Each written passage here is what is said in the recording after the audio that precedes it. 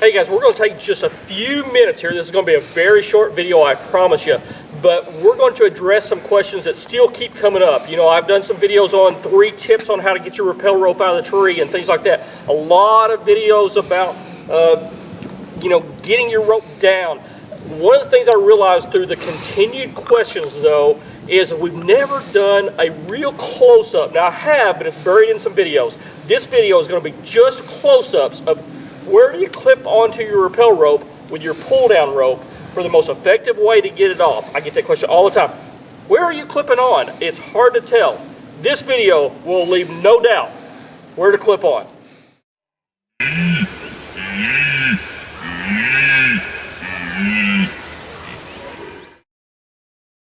Okay guys, so we're at the tree, we're ready to rappel down.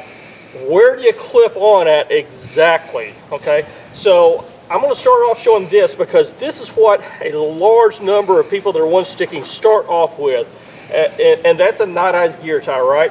So the first thing you've got to do before you clip on here is you better remove your night eyes gear tie. Okay, the reason I say that is you can clip on where I tell you to clip on there, right? Throw your rappel rope down, go down. Guess what? You're coming back up in what we call the climb of shame. Why is that? Because I don't care how strong you are, you're not pulling that off from the ground. Just ain't happening, right?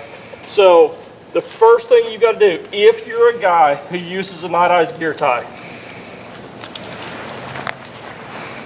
and you've been hunting like this all night, and you're ready to finish your hunt, it's dark, it's 11 o'clock in the morning, you're ready to come down, clip your mini carabiner on right behind the scaffold knot, right? But don't forget to undo your night eyes gear tie. I do talk about that in the tether locker video, but just want to show you that again because you will get frustrated if you don't. But then, where are you clipping on exactly, Greg? We're clipping on right behind the scaffold knot. Okay. Then from there, once your tether locker is off, you can go ahead and rappel down. When you hit the ground, got a video called 3 Tips to Retrieving Your Rappel Rope. Follow all those tips. I walk out at a distance. You can whip your rappel rope, whatever. But that's where we're clipping on at, right? What if you're like me and you use the Innovating the Outdoors tether locker? You kind of graduated from the night eyes gear tie. Everybody kind of starts off with that, but now you're using an ohm tether locker, which we kind of really recommend. I think it's a super nice, and I got to figure out which pocket I put it on. It's a super nice system, and I'll explain why. Again, we talk about it in that video on tether lockers, but all you do is you take this. A lot of people ask, how do you put it on? Kyle splices a continuous loop at the very end of it.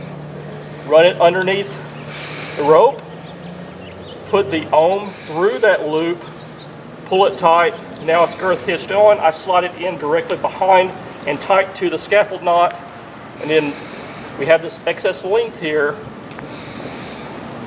It gives you a lot of slack, and you can go ahead and clip it on tight. That will hold your rope up the whole time you're making moves, hunting, anything else. So people ask, well, what about this extra loop here? What's that for? The nice thing, I talk about that in that tether locker video, is you can slide this down, gives you some slack to move your tether up into position, and then just slide it back into place. Okay? So let's move it back down here so you can see it a little bit better. So let's say that you've got your own tether locker on. The great thing about it with girth hitching it and holding it on to right behind the scaffold knot is this is the exact same pull point you saw us pull from earlier when we did our night eyes gear tie pull, right? Now, the good thing about it is Kyle splices a loop right here in the front of it that you can clip onto. And at this point here, you're already looking at it, you're messing with it, you're sitting here making sure your pull down rope is on. You can either choose to remove it manually and let it dangle, or if you want, you can leave it. I usually just go ahead and remove it manually, but if you don't, if you forget, once you hit the ground, watch this, it will pull off super easy. That's a great thing that Kyle solved for the industry, is that for people who forget to remove their tether locker, it'll just pull right off. It's even easier with this flexi arm, right? But notice this, once, either whether you remove it manually or pull it off, now it has the exact same pull point as where we clipped on before. It would be the same thing as if we clipped our pull down rope right here behind the scaffold knot. It's the same pull point. But guys, that's where you want to clip on. For those guys who wonder, where are you clipping that thing on at? It's right behind the scaffold knot. Hope that helps. If you've got any questions, shoot me a PM. We hope you're enjoying this one sticking series, guys. Stay tuned, there's lots more to come. See you later.